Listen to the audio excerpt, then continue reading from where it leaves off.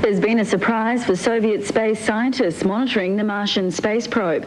The Phobos craft photographed startling lines and shadows on the surface of Mars before it was knocked out of commission by an unknown object. Phobos managed to get a picture of its attacker, but the Soviets won't release it. The Viking landers in the 70s showed Mars to be as dry as dust, apart from the poles, intensely cold, with a thin atmosphere of carbon dioxide. The probes failed to detect life. But there's plenty of evidence that there once was water on Mars, and most scientists agree it would be foolish to assume there was never life on the planet, even if Martians were no more than microbes. Last year, the Soviets launched 2 spacecraft to the planet, both named after the Martian moon, Phobos. Their mission was to photograph Mars and land probes on its moon. One was accidentally switched off by a mission operator. But the second reached Mars and transmitted pictures that are still puzzling Soviet scientists. As it swung over the equator, it took pictures from a height of 6,000 kilometers. This is an infrared photograph. It shows differences in temperature. The dark patches are colder. This section covers 600 kilometers. It shows objects down to the size of 2 kilometers. It's the most detailed infrared picture of the planet's surface. Only one British scientist has seen it.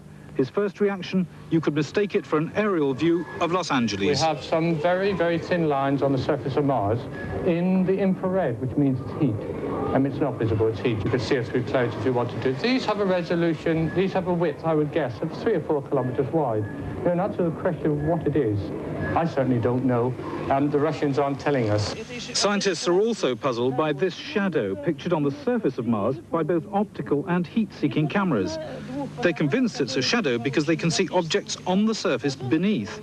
But a shadow of what?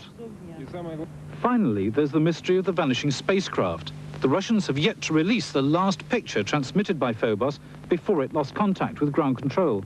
But the Russians have said that it shows an object coming towards the spacecraft, an object which, in their words, should not have been there. The spacecraft was circling Mars, coming into the same orbit as the moons of Mars.